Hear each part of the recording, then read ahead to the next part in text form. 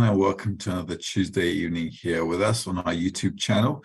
As you know, we're a part of B'nai Baruch, and if you're interested in the wisdom of Kabbalah, you can always go to www.kabbalah.info and check out the information there. And if you're interested in taking a course, you can go to CABU Academy, and they'll be more than happy to help you out there. And you can meet like-minded people, probably somebody in your country or your city as well. In the interim, though, we're going to carry on with our advanced lessons. And as we go from one topic to another, the topic we're moving on to this week is the whole earth is full of his glory. These are selected excerpts from Baal Islam and Rabash. And what we'll do is we'll try to dig into them as best we can and see what we can get out of them.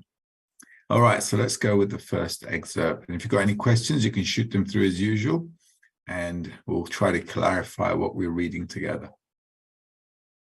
This is from Baal Islam Shamati, article number 4. What is the reason for the heaviness one feels when annulling before the Creator in the work?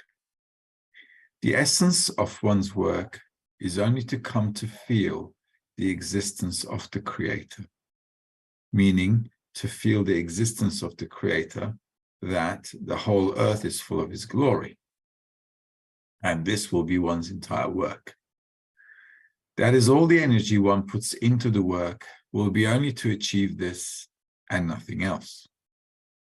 One should not be misled into having to acquire anything. Rather, there is only one thing a person needs, and that's faith in the Creator. He should not think of anything, meaning that the only reward that he wants for his work should be to be rewarded with faith in the Creator. All right, so as usual, let's always go over it one more time. The essence of one's work is only to come to feel the existence of the Creator. Now, this is the one and only reason, as he says here as well. We're not studying for anything else. The whole idea of the wisdom of Kabbalah is to feel the Creator while we exist in this life, okay? Meaning to feel the existence of the Creator. And to feel the existence of the Creator means how he's acting upon me, what's his relation to me, how he's relating to me, how he's behaving towards me. All of that I have to discover. And those are all felt inside of me. So that feeling must be very precise and exact. That the whole world, that the whole earth is full of his glory, and this will be one's entire work. So the whole concept of the study is to reveal the greatness of the Creator. Now, obviously, when we look at life, we may not feel the greatness of the Creator because we see the whole planet going through a lot of dramas, and mostly very unpleasant ones. And we individually also go through some unpleasant states during our life. So it's very difficult to really, consider the Creator as being great and he's doing great things to us and so forth, when we see the whole planet and humanity constantly being, pretty much chewed up. However, though, we need to come to such a state where we only see the greatness of the Creator. Okay, so I guess the reason we see life as being bad, or doing horrific things to people and to us, maybe, is simply because we're probably not seeing things from the perspective of the Creator, or we're like children who don't know what's going on, and they're falling or something else, like they burn their hands on the oven or the stove or whatever without knowing, and they don't understand why that's happening. So I guess we're like kids as well. We're doing things maybe we shouldn't do, and we don't understand why we get burnt. That is, all that the energy one puts into the work will be only to achieve this and nothing else. So we must not really study the wisdom of Kabbalah for anything else except to come to feel the Creator. One should not be misled into having to acquire anything. So the Kabbalists are very straightforward. They're saying, listen, don't be misled. You're not going to get anything else from this wisdom. This is the sole purpose of this wisdom. Rather, there's only one thing a person needs, and that's faith in the Creator. He should not think of anything, meaning that the only reward that he wants for his work should be to be rewarded with faith in the Creator. All right, so there's only one thing a person needs: faith in the Creator. Faith, as you know, is the attribute of bestowal. This is the attribute of the Creator. And the only way we can actually feel the Creator is if we have a common attribute. So if our current state at the moment is receiving, because all we want to do is fulfill our desires, we can't really feel the Creator at all, can we? Because we're completely opposite. So what we should not be thinking of, what is he saying here? One should not think of anything, meaning that the only reward that he wants for his work should be to be rewarded with faith in the Creator. So the only thing we should attain from the study of the wisdom of Kabbalah is the attribute of bestowal and nothing really else. Okay, this is the whole intention of the study. This is what we're aiming for, and nothing else. All right, you guys wave at me if there's a question. All right. Excerpt number 2. This is from Rabash, article number 827. The godliness made the concealment. The whole earth is full of his glory. Also, it is written in the Zohar, there's no place vacant from you. What does that mean? After all, there was the symptom, the restriction, where the light does not shine. So there's a vacant place, as it is written that through the tzimtzum a vacant place was made. However, we should interpret that all the restrictions that we speak of pertain only to the lower ones. From the perspective of the Creator, there is no place vacant of him, but rather the whole earth is full of his glory. What does that come to teach us? Man should know that during the descent, when he thinks that there is no godliness there that sustains the world, he is wrong. Rather, he should believe that even there, within the concealment, there is godliness. That is, the godliness made the concealment so he would have a need to reveal. If one does not believe it, he's escaping the campaign. All right, so let's take another read. The whole earth is full of his glory. Also, it is written in the Zohar, there's no place vacant from you. What does that mean? After all, there was a restriction where the light does not shine. So there is a vacant place, as it is written that through the restriction, a vacant place was made. However, we should interpret that all the restrictions that we speak of pertain only to the lower ones. From the perspective of the Creator, there is no place vacant of him, but rather the whole earth is full of his glory. So obviously what's going on here is we don't feel the Creator, and that's why it's called a vacant place from our perspective, not the Creator's perspective. Remember, we're always looking at things from our perspective. We don't know the Creator, so we can't really talk from his perspective. And we can only talk about how we feel and how we perceive reality. So if we don't feel the Creator, then there's a vacant place.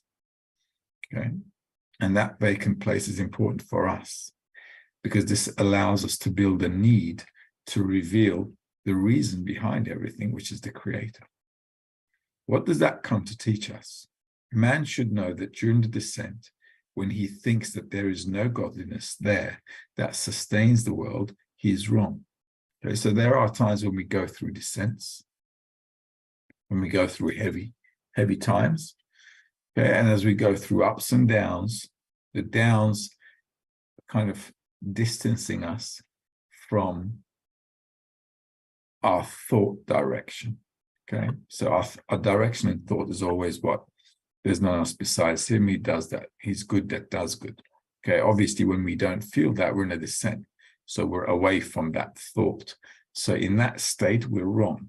Okay, despite the fact that my eyes see what they see, and whatever I feel is the truth, I have to think of it like, okay, I'm going through this descent. However, though, they're talking about another state which I should aspire to, despite the fact that I don't feel it right now. It's like in this life as well.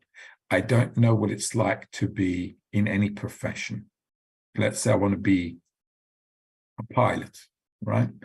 So as a kid, I want to be a pilot, and I'm aspiring to be one. I don't really know what it means to be a pilot because I haven't flown before. I haven't, flown a plane before. I don't know what it is. I'm just aspiring to it. So if a pilot came to me and said, listen, it's not like what you think, okay? The shifts are hard. We're flying all over the place. We're always away from home. The food on the plane is not the best, okay? And we're just drained out. You're always jet lagged and nobody cares about you, all right? And that's how it is. So if I was to talk to a pilot, then he might say, listen, you know what, do something else, all right? So we don't really know about life either as growing up. So this is exactly how it is. Just like what my profession or what my aspired future state that I'm working for in corporeal reality is concealed to me. So is spirituality. So what can I do? Well, I can go with a recommendation. Just like we take advice from our parents as to what we can be or what we could be or should be, we're also taking advice from Kabbalists as to how to approach this topic. So when they say, listen, during a descent, we all feel like God's not around, doesn't look like he's governing anything, and all is dark, and it looks like we're all going downhill and no brakes. Okay, that may seem like the situation, but that is not the case. Rather, we should believe that even there, within the concealment, there is godliness. So it means that the Creator knows what he's doing. That is, the godliness made the concealment so he would have a need to reveal. So the Creator knows what he's doing, but I don't know what he's doing. And that's the problem. Okay, so this is something to aspire to. So he's running the show, and we've got no idea what's going on, and everything just looks horrible. Okay. So this needs to happen so that we can have a need to reveal the Creator. That is, the godliness made the concealment so he would have a need to reveal it. If one does not believe it, he's escaping the campaign. So this is a principle we need to take on upon ourselves. When we're going through a descent, and we're always talking bad about the Creator, in a descent we always do. There's no getting out of it, okay? However, though, the Kabbalists are saying, listen, even when you're going through bad times and things are not really great, you just have to understand that there's a bigger picture, there's a bigger plan, and right now you're like a little kid who doesn't know and understand what's going on, and that's it. All right, so this is how we need to accept things as they are. And let's face it, in this huge reality, what are we really? Just a speck of dust, if you think about it. Nothing. So how can we really expect the things that are happening to really make sense at all without really having some wider perception of reality as to cause and consequence? So without that, how can I really expect reality to work out according to what I think is right? It's just not going to happen, is it? So that's how it is. All right. I'm just moving forward, yeah? Yeah. Item number 3. All right. Although we say each day in the prayer, the whole earth is full of his glory, we still have no feeling of it. Rather, we must believe above reason that this is so. The reason is that although there are no changes in the light, because there's no absence in spirituality, there are nonetheless changes on the part of the vessels. And the vessels limit the light. This is so because the vessels, we discern the greatness of the abundance, their impression from the abundance. If one has no vessels that can be a clothing for the light, then no light is apparent in reality. According to the rule, there is no light without a vessel.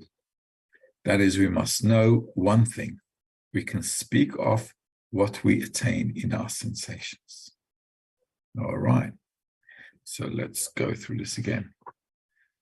Although we say each day in the prayer, the whole earth is full of his glory, we still have no feeling of it. All right, so we can't just do lip service when it's talking about prayer, obviously. In the wisdom of Kabbalah, we don't have that kind of a lip service.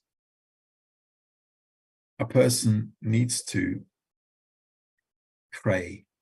Pray means to want, right? I need to desire to get to where I want to get to. That's what's called a prayer. It's not what I'm talking or saying with my mouth or reading from a book. So I need to understand every day that the whole world is full of the Creator's glory, which means that he's ruling, governing everything. There's none else besides him. And I'm in that reality where the reality is working on me. Okay? So life is working on me. The Creator is working on me. And I don't have any sensation of it. So the whole earth is full of his glory, but we still have no feeling of it. We don't know that the Creator is doing anything. According to me, I'm doing stuff. Or my neighbor is doing something. Or I don't know, the president is doing something. All right. So we don't really feel the Creator is running the show. But we must believe above reason that this is so. Okay, so I've got to believe above reason. Why should I believe above reason? Well, look, think about it. There are times when we feel like life is not in our hands. Is that correct? We don't feel like we control life. I mean, because if we controlled life, we'd be doing what we wanted to do. And we'd get things done, right? And I'd say, yeah, I'm doing whatever I want to do, and it works out. But in life, we see that we try out stuff, and most often than not, we're like unsuccessful. Or even if we attain some of the things we want to attain, it's not always exactly like we want it to be. It's like a half job kind of thing. So life is already showing us, listen, it's beyond you, right? It's beyond our actions. So this is why the majority of the people never really get what they want. In fact, nobody can get what they want. Okay? Some may get money, but they'll lack other things. Some may know things, but they'll lack other things. So life can never be like 100% great satisfaction for anyone. It's just not possible, right? If you got money, you're going to lack love. If you got, money, you're going to lack friendship. If you got power, you got no friends. All right. Everybody's trying to stab you in the back. So you're always going to have something missing, right? You're always sitting on a cactus. So we feel that we don't have any power or control over the way we want to live our life. So despite the fact that he says you can go, you need to go above reason and believe that, we can also see it in life as well. Things don't go the way we want them to go the way we want them to go all the time. The reason is that although there are no changes in the light because there's no absence in spirituality, there are nonetheless changes on the part of the vessels. So we are changing day to day. And as you can imagine, when we're kids or when we're young, we want to conquer the world, right? We say we're going to do this, we're going to do that, we're going to be this, we're going to be that, right? And then you grow up a little bit, and then life slaps you around a little bit, and then you end up being nothing, okay? And it just turns pear-shaped, okay? So this is how life shows us that things are just not going to go according to the way you planned. These day-to-day things that we go through allow us to have changes in our vessels. This grows the need to discover why. This is why everybody's asking, why me? Okay, so the whole concept here is that the vessels, us, that is, the person who's perceiving reality, is going through changes all the time with everything they're living. And because in the Kelim we discern the greatness of the abundance, their impression from the abundance. If one has no vessels that can be clothing for the light, then no light is apparent in reality according to the rule. So for example, if I want to be something, or if I want to be, I don't know, if I want to be something, anything, and I'm not, I couldn't make it, okay? Or I couldn't make it like I wanted to make it, that's going to mean that I'm lacking still. So the fulfillment, the light, never got to clothe in the vessel. Right? That's what it's talking about.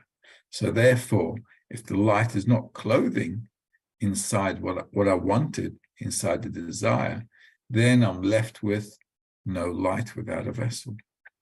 Okay, even if I have a desire and it's not fulfilled like I want it to be fulfilled, there is still no light in that vessel because the fulfillment isn't there. Okay. And even if I want something really badly and I do get it, only then can I say there was a vessel and a fulfillment, which is a light. Okay? But if it's an egoistic nature, you understand that the vessel and the pleasure cancel each other out. Okay, so we're left with nothing at the end. Okay, so we must know one thing. We can speak of what we attain in our sensations. Anything outside of our sensations, we've got nothing to talk about. This is why we can only talk about what we feel in the study and not about anybody else or the creator either.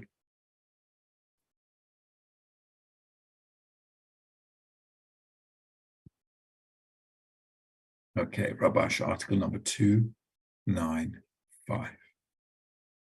Anyone who sanctifies the seventh.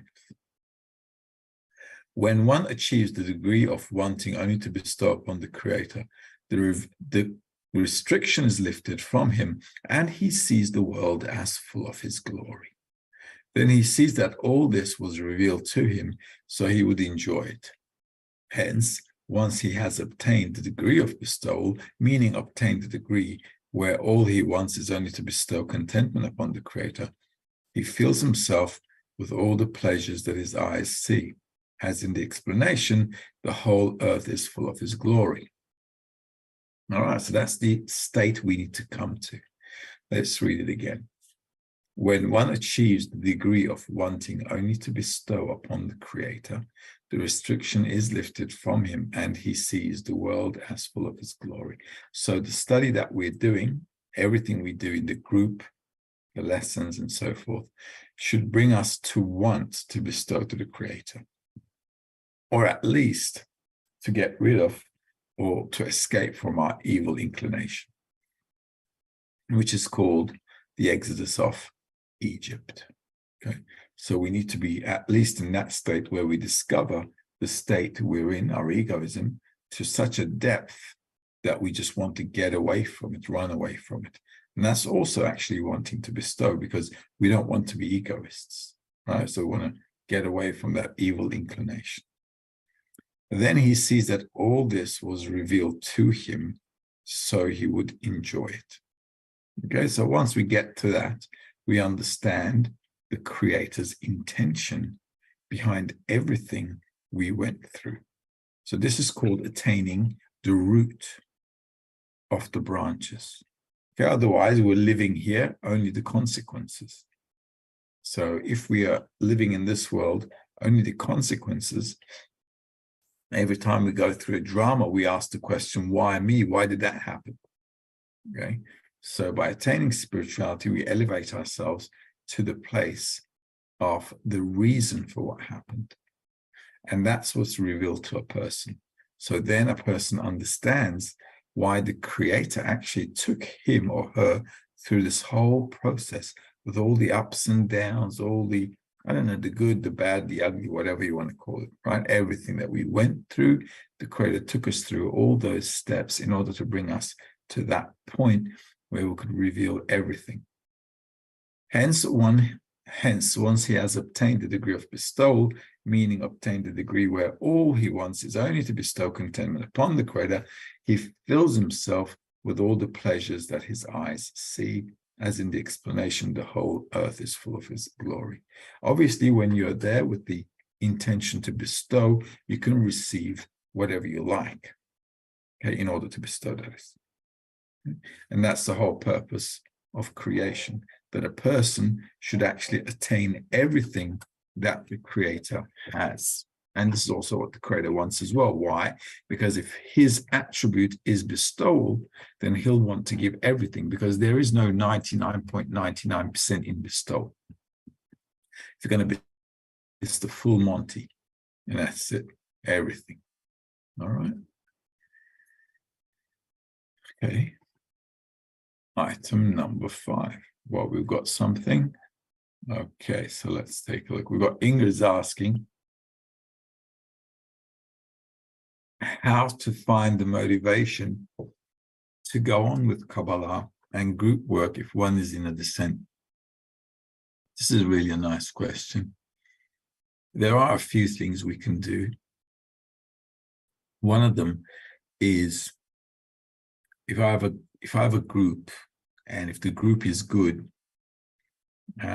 we should actually engage in things that give us some good times in the group.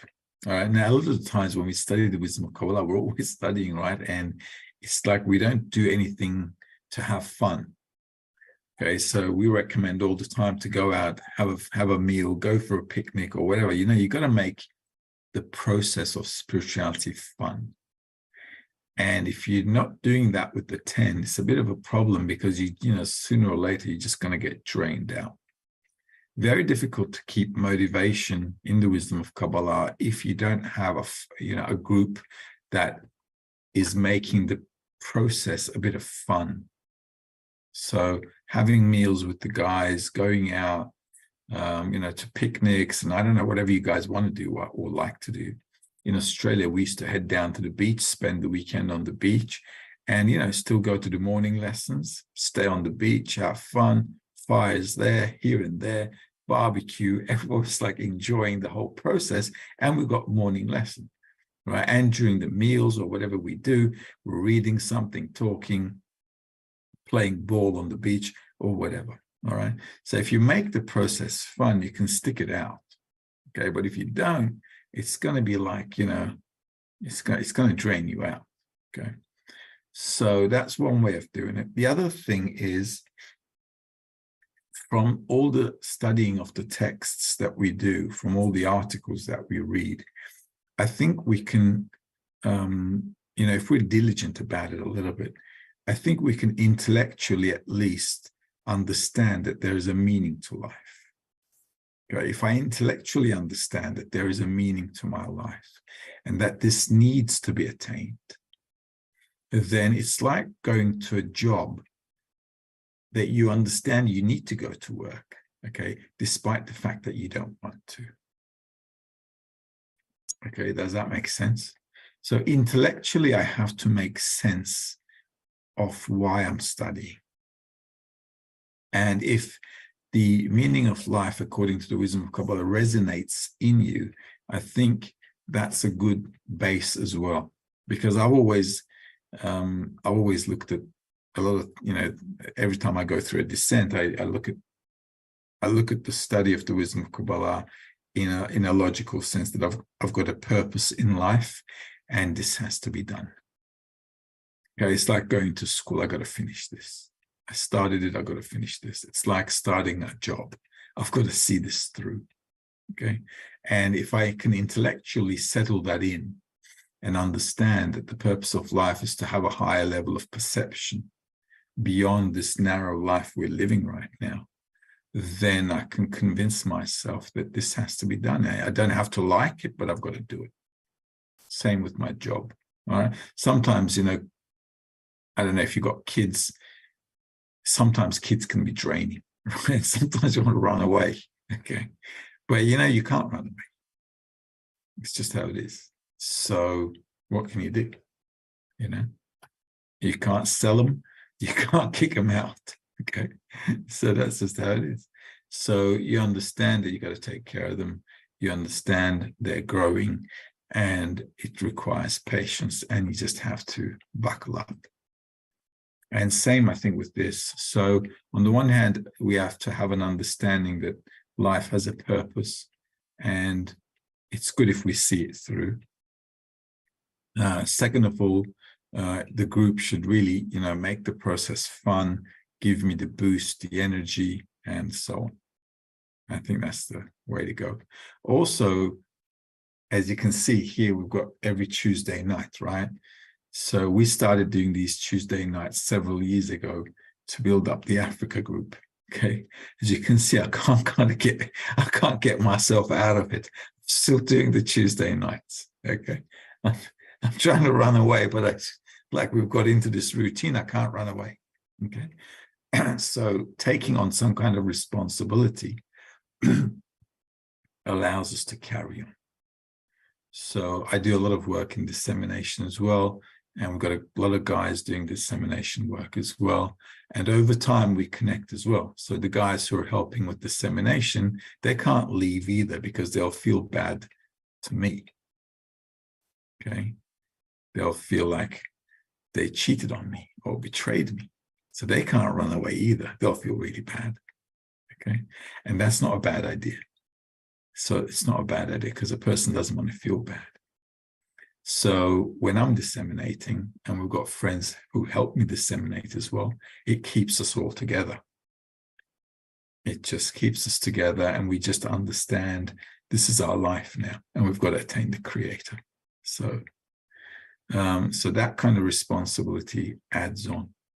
Okay, it gives me the opportunity to also go through material. For example, I could say I was in a descent today. Okay. And look, the first thing that we read, this is the first time we're reading these, okay, this topic anyway.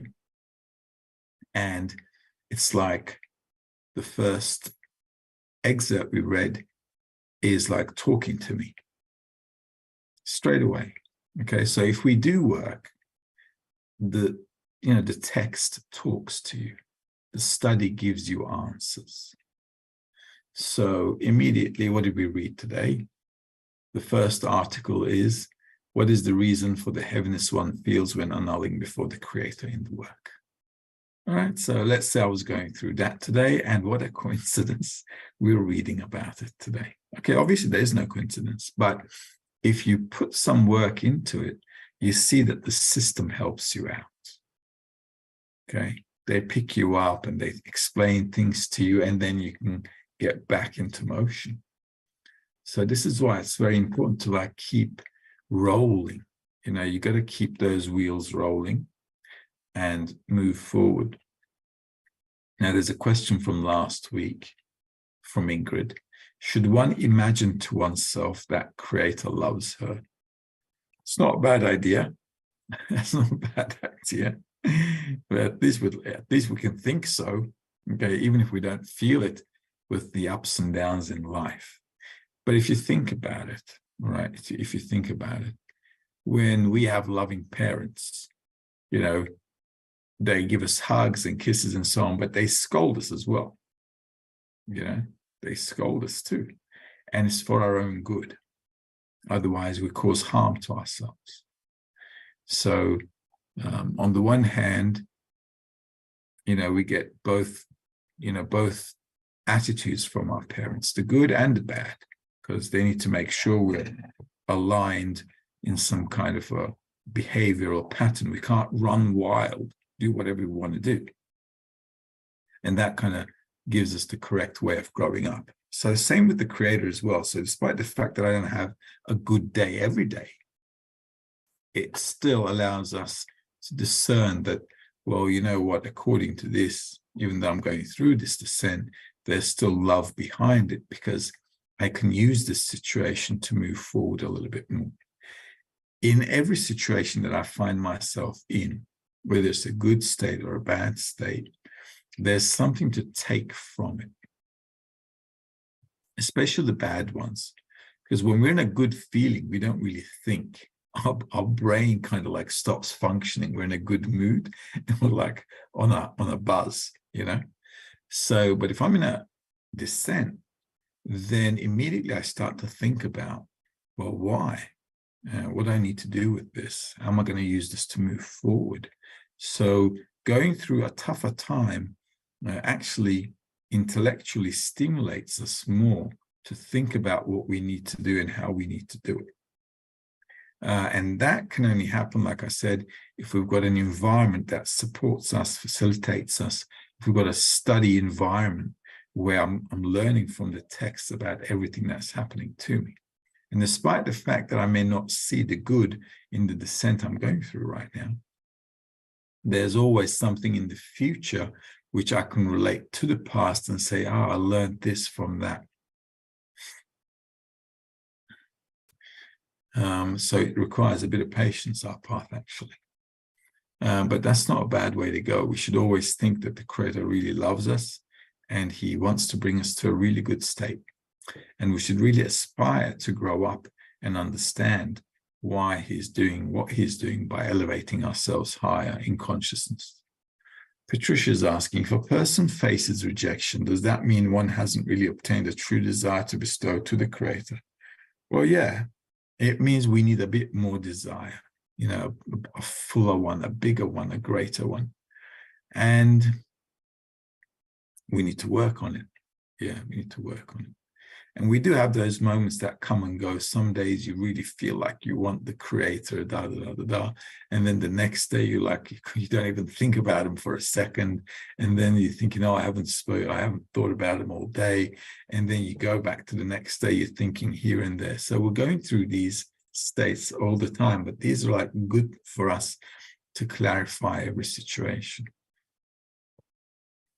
Isoke is asking, dissemination of the wisdom is bestowing to the Creator. How important is a successful connection in the 10 to our dissemination efforts? Very important, because if we connect to the 10, our dissemination really works because we disseminate through that connection. So having a good, tight connection with the 10 allows us to express ourselves from the unity that we feel rather than some intellectual understanding. So a good connection is very, very good, because then you integrate the Creator into that as well, because the Creator is always in our connection. So the connectedness in the group, in the 10, or overall in the world clear, let's say, is always helping us to do better dissemination. Patricia is asking, can a person feel spiritual pleasure even if every attempt to bestow is rejected? Well, if I'm bestowing, it won't be rejected. So it means I'm not in a spiritual pleasure at the moment.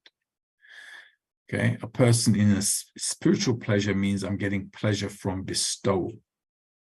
All right, so I'm bestowing and giving contentment to the person or the Creator that I bestowed upon. Their contentment becomes my contentment. Okay, so if I'm truly bestowing, it can't be rejected. Okay, and obviously then I feel pleasure. If I'm rejected from spirituality, it means I've got some more work to do. That's basically what it means. So I've got to put a bit more effort, a bit of backbone into it as well. Okay. All right. So let's read a little bit more.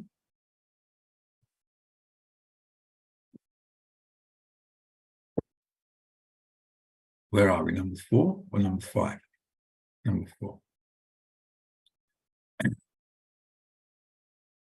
Okay, well, let's move on to number 5.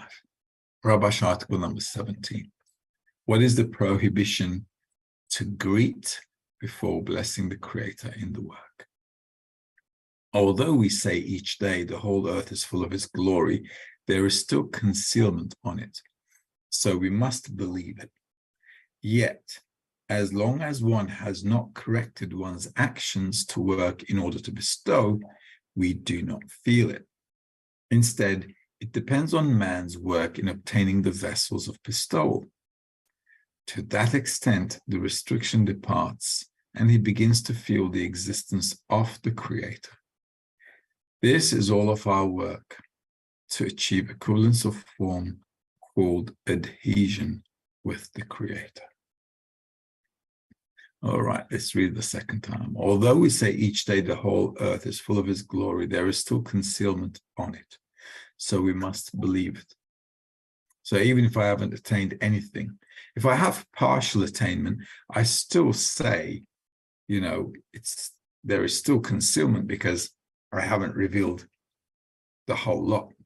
Okay, because spirituality is just like our life, right? As we grow up in ages or phases, spiritual growth is also phases. So until I reach the end of my spiritual development, there's always going to be a segment where it's going to be concealed until I reveal that situation.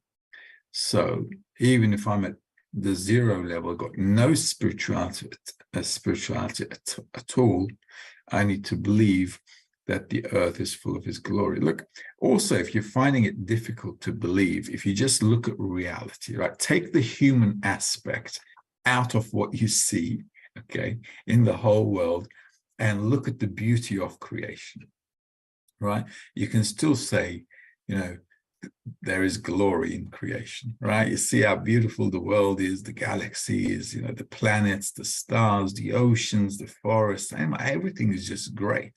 Okay, if you take the human factor out, it's heaven down here, all right? So we can still say there is glory, you know, of the Creator, really, okay? Even if we just like, you know, not feeling it. So what does that tell us? Well, it tells us that only the human part of creation needs to be corrected. Okay, everything else is pretty beautiful. If we don't mess it up, everything is great. So as long as we are uncorrected, the world is going through turmoil. So we can say the Creator is great. Okay, and I need to change to integrate myself into this greatness that He created properly, so that we can have a good life.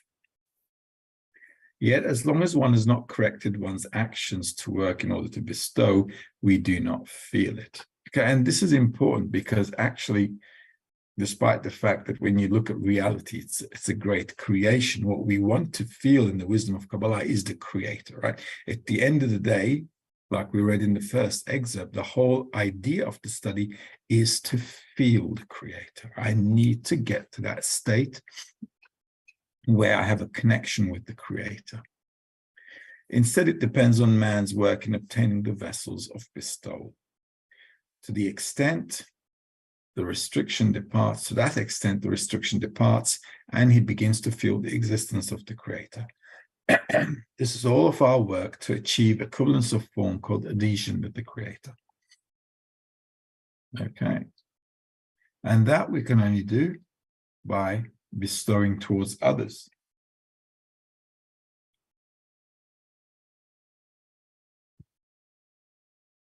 Okay. Article number 295 from Rabash. Anyone who sanctifies the seventh. We must believe that the whole earth is full of His glory, as it is written, I feel the heaven and the earth. And as it is written in the Zohar and the writings of the Ari, that all the pleasure we feel in corporeal pleasures are but a tiny light of the light of the Creator. Naturally, where the light of the Creator is revealed, there is no end to the pleasure it follows. There's no end to the pleasure. It follows that when we believe that the whole earth is full of His glory, the pleasure fills the entire world. In something that fills the whole world, it means that we do not need to look for the pleasure, since there is no place in the world that is not filled with pleasure. Clearly, it is irrelevant to speak of laboring for the pleasure, and it is irrelevant to say, when we receive the pleasure, that we receive the reward, since receiving something for which there is no labor cannot be regarded as reward. Okay, so let's read this and call it a night.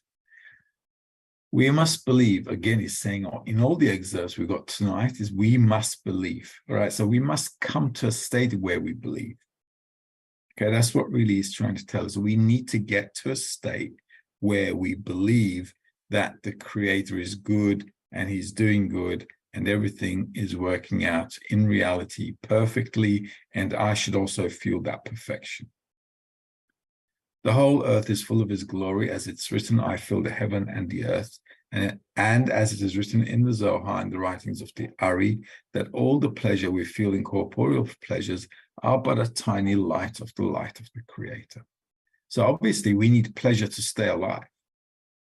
All right, so the Creator gives us just enough to get us by. That's all, okay? Just enough to make sure, you know, we're carrying on a little bit more and a little bit more every day. And that's about it.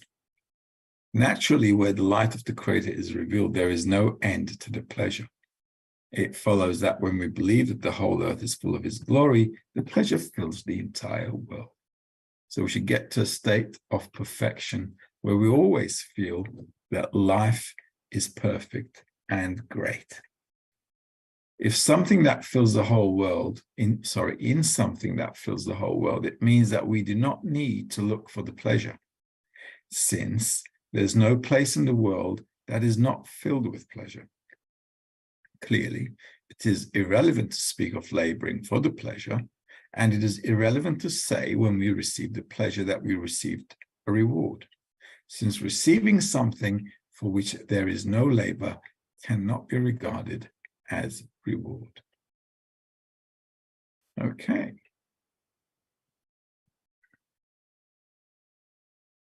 So what is that trying to tell us? Well, the whole objective of the exercise for us is to come to absolute fulfillment. Okay. And we need to get to that state. And that's the whole work of the wisdom of Kabbalah.